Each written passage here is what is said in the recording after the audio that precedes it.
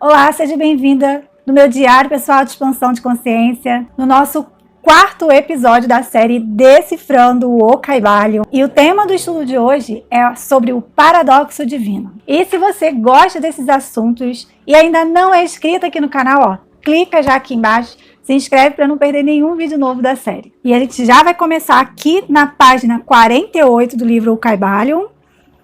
É o capítulo 6, o paradoxo divino. E eu vou começar lendo aqui o axioma. Os falsos sábios, reconhecendo a irrealidade comparativa do universo, imaginaram que podiam transgredir as suas leis. Estes tais são vãos e presunçosos loucos. Eles se quebraram na rocha e são feitos em pedaços pelos elementos, por causa da sua loucura. O verdadeiro sábio, conhecendo a natureza do universo, emprega a lei contra as leis, o superior contra o inferior, e pela arte da alquimia transmuta aquilo que é desagradável naquilo que é agradável, e deste modo triunfa. O domínio não consiste em sonhos anormais, em visões, em vida e imaginações fantásticas, mas sim no emprego das forças superiores contra as inferiores, escapando assim das penas dos planos inferiores pela vibração nos superiores. A transmutação não é uma denegação presunçosa, é a arma ofensiva do mestre, o Kybalion. E a gente já vai começar decifrando esse axioma, que à primeira vista que você lê, eu pelo menos tive essa impressão, quando eu fui lendo a primeira vez, eu já li algumas vezes o Kybalion, algumas vezes os axiomas, e você olha assim os falsos sábios. O que seriam esses falsos sábios, gente? Eu, no entendimento que a minha centelha trouxe para mim, seria aí o nosso ego, o nosso personagem, esse ator que está vivendo aqui, e ele diz que eles imaginam que podem transgredir a lei e que vai ficar tudo bem e que não serão pegos pela lei. Mas aqui vem dizendo que a lei, ela vem e quebra eles em pedaços, elas passam por cima desse falso sábio. E o verdadeiro sábio seria aquele que é desperto, que é a consciência, sabe que é a consciência. Esse sábio, ele emprega a lei a seu favor, ele não fica brigando com a lei, tentando burlar a lei, tentando dar um jeitinho na lei. Ele emprega a lei contra as leis. E como que seria isso, gente? Qual lei é essa? Como que empregar a lei contra as leis? Seria a lei primordial, a lei suprema, que é o próprio todo, que a gente sabe pela lei do mentalismo que o todo é mente. Essa é a lei da consciência, a lei do todo, a lei que é superior, que está acima de todas as leis. Por isso, ele emprega a lei contra as leis, essas leis que vão estar aqui no mundo inferior. E é interessante que quando a gente vai estudando, a gente vê ali na situação da vida, as leis de causa e efeito, a lei de vibração, a lei de gênero, a lei de correspondência e todas as leis ali interagindo, mas a lei principal, a lei primordial, ela que vem primeiro, que rege todas as coisas, é a lei do mentalismo. Então, as leis que a gente tem aqui que regem o universo, elas são subordinadas a essa lei primordial, elas são subordinadas ao próprio todo. E aqui ele fala o seguinte: o domínio não consiste em sonhos anormais, em visões, em vida, imaginações fantásticas, mas sim no emprego das forças superiores contra as forças inferiores. Ainda aqui no axioma, ele fala sobre a transmutação mental,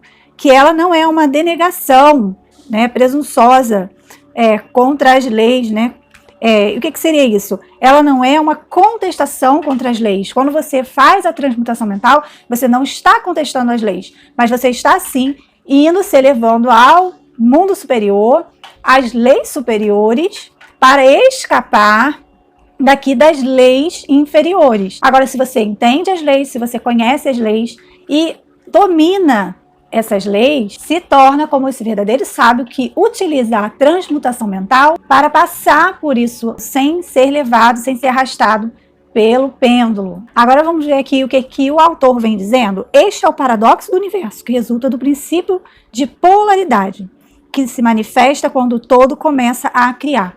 Como eu estava falando aqui, da questão do ritmo do pêndulo indo para um lado, para o outro, esses dois lados, né, negativo e positivo, eles são a polaridade. Aqui no axioma fala uma coisa interessante que me intrigou muito. Fala o seguinte: os falsos sábios, reconhecendo a irrealidade comparativa do universo. Por que realidade comparativa? O que seria isso? E aí ele vem tratar da questão de ser loucos justamente por achar que só porque a gente sabe que a realidade última, a verdade absoluta é Deus, é o todo, e que esse universo é mental, é criação mental do todo, a gente não pode achar que a gente também não está vivendo aqui no universo material. Nisso se dá um paradoxo, né? Que o universo, ele é mental e ele é também material. Ele é ao mesmo tempo real e também ilusão. Ele seria real a partir do nosso ponto de vista, do nosso ponto relativo. Nós que estamos aqui na parte do relativo, na parte onde tudo é mutável, dos 5 sentidos, esse universo é real. Não dá pra gente negar que a gente vive aqui, que a gente sente. Quando acontece algo, a gente sente. Se a gente tropeçar numa pedra, o corpo sente. Então existe uma realidade, mas isso a partir do ponto de vista do relativo, que somos nós, que somos a matéria, a criação mental do próprio Deus, do próprio todo. Porém, em relação ao todo, esse universo, ele é uma ilusão, ele não é real, porque é a própria criação mental de Deus. É como se fosse um sonho do próprio Deus. Então a gente poderia dizer que existe a verdade de que o universo é material, seria uma verdade inferior. E temos a outra verdade, que seria que o universo é uma ilusão, isso visto do plano superior, da mente infinita superior de Deus. E eu vou ler aqui na página 49, eu tive aquilo como se fosse um aviso, uma lembrança importante da centelha divina para mim, para cada um de nós. Conservai sempre a vossa mente nas estrelas, mas deixai os vossos olhos verem os vossos passos, para não cairdes na lama por causa da vossa contemplação de cima. Que nós sim temos que ter em mente que a vida é superior, que a vida é espiritual, mas que a gente não negligencie aqui também a matéria, esse universo material, essa experiência que a gente está vivendo, que na verdade a vida é um presente de Deus, é um presente do todo. Eu vou dar aqui um exemplo bem prático dessa questão da gente não viver assim fora da realidade, do abstrato, do relativo. Muita gente fala sobre a lei da atração, né, que a gente precisa aplicar ali a lei do mentalismo, não é verdade? E você então vai lá mentalizar e vai imaginar e vai viver ali na mente aquele desejo que você quer, aquilo que você almeja. E sim, ali é a verdade, é a realidade e de fato você está vivendo, é uma realidade. Você já adquiriu o seu desejo, você já tem, você já está vivenciando. Não é uma mentira, é real. Porém, aqui a gente ainda está no plano 3D e a gente precisa ir para o plano das ideias, para o mundo mental, acessar o nosso desejo, visualizar. Isso está correto, está acontecendo na esfera do absoluto. Mas, como diz ali, que o verdadeiro sábio, ele sabe que nós estamos aqui vivendo na matéria que também é real, ao passo que estamos na esfera do relativo. Então, é necessário que a gente cumpra a lei aqui, na esfera do relativo. Qual lei? Causa e efeito. A lei de ação e reação. E aqui, ó, eu trouxe um desenhozinho, ó, a gente está lá, ó, mentalizou, tá bom? A gente mentalizou, a gente foi lá pro plano, né, das ideias, o plano mental, e aí a gente gerou ali o nosso desejo, a gente já viveu, está feito. E agora a gente tem que partir aqui, ó, para o próximo passo, né, do planejamento, da ação. O planejamento a gente ainda está também no mundo das ideias. A gente vem agora para o plano da ação. Esse mundo 3D, ele exige a ação, existe uma ação necessária. E aí a gente consegue o quê? O resultado, aquele nosso desejo, né, que às vezes é dinheiro, é um novo emprego, é uma casa, é uma viagem, é alguma conquista amorosa, mas vai exigir aqui na matéria que a gente passe por esses processos, porque essa é a lei que rege aqui a nossa esfera do relativo. E é isso que ele quer dizer quando você é um falso sábio ou quando você é um verdadeiro sábio, quando você entende essa diferença. Então a gente muitas das vezes acha que a lei da atração é só mentalizar. Você foi lá para o plano mental, viveu aquela realidade, e sim, é a verdade, o plano mental, você foi lá, viveu o seu desejo, mas materializar aqui precisa de ações, precisam de seguir as leis. O que a lei diz para que você faça, para que aquilo ali venha para a tua realidade. Isso seria a lei da atração consciente, você sabendo como que o universo funciona, as leis que regem o universo e colocando em prática, tanto indo lá para o mundo mental e aí vindo para o plano da ação, né, que a gente sabe que existe a lei de ação e reação. E às vezes também a gente acha que a lei da atração não funciona para a gente justamente por causa disso, né, porque a gente fica só no plano das ideias e não tem ali uma ação que vá te atrair para aquela situação. Muitas coisas que a gente vive hoje são coisas que nós pensamos há muito tempo, aquele pensamento fixo, a gente está dando foco naquilo ali. E esse foco, ele te gera instintivamente uma ação para aquele desejo que você tem. É algo que é natural, segue um fluxo, entende? Não é algo que você está fazendo de propósito, entende? Pelo foco do teu pensamento, do que você está pensando, do que você está criando no seu mundo mental, você vai ter uma ação. Esteja você consciente disso ou não, a gente sempre age conforme a gente pensa, conforme os pensamentos predominantes. Isso também é a lei que diz. A gente vai ver mais profundamente isso quando a gente entrar ali nas 7 leis, nos 7 princípios herméticos propriamente dito. Tomai cuidado com as meias verdades. Lembrai-vos do paradoxo divino, que ao mesmo tempo que o universo não existe, ele existe. Ou seja, ao mesmo tempo que ele é uma ilusão do ponto de vista do todo, ele é real do ponto de vista do relativo, que somos nós. Lembrai-vos sempre dos 2 polos da verdade, o absoluto e o relativo. Aquilo que os hermetistas conhecem como a lei do paradoxo é um aspecto do princípio de polaridade. E na vida a gente vê isso, um exemplo assim, bem simples, 2 pessoas ali discutindo, e você fala com uma das pessoas e ela conta ali a versão da história dela, ela fala a verdade dela, e aí você só ouviu um lado da história. E aí depois, quando você vai ouvir o outro lado, aquela pessoa fala sobre a perspectiva dela, e aí ela conta a verdade dela. Então a gente precisa ser muito sábios, né, na hora de a gente tomar algo como verdade absoluta, porque tudo existe aí, esse contraponto. E aqui na página 50, fala o seguinte: sob o ponto de vista do absoluto, o universo comparado com o todo em si é de natureza de uma ilusão, de um sonho, de uma fantasmagoria. É o que eu acabei de falar, que do ponto de vista de Deus, do todo, que é o absoluto, é uma ilusão. Porém, do nosso ponto de vista aqui, humano, terrestre, nessa experiência aqui, no mundo 3D, a gente tem como real, como verdade. Parece muito real, não é verdade? Eu vou ler aqui também na página 51, mas o ponto de vista absoluto mostra um só lado do panorama. O outro lado é o relativo. A verdade absoluta foi definida como sendo as coisas como a mente de Deus as concebe, ao passo que a verdade relativa são as coisas como a mais elevada razão do homem as compreende. Então ele mostra aqui pra gente que se a gente for levar só pelo lado do absoluto, a gente deixa de lado o outro lado, que é o lado do relativo, porém ele não aconselha que isso seja feito. Continuando assim, ao passo que para o todo o universo é irreal e ilusório, um simples sonho ou resultado de meditação para as mentes finitas que fazem parte deste mesmo universo e o observam através das suas faculdades, ele é verdadeiramente real e assim deve ser considerado. Ao reconhecer o ponto de vista absoluto, não devemos cometer o erro de negar ou ignorar os fatos e fenômenos do universo do modo como estes se apresentam às nossas faculdades.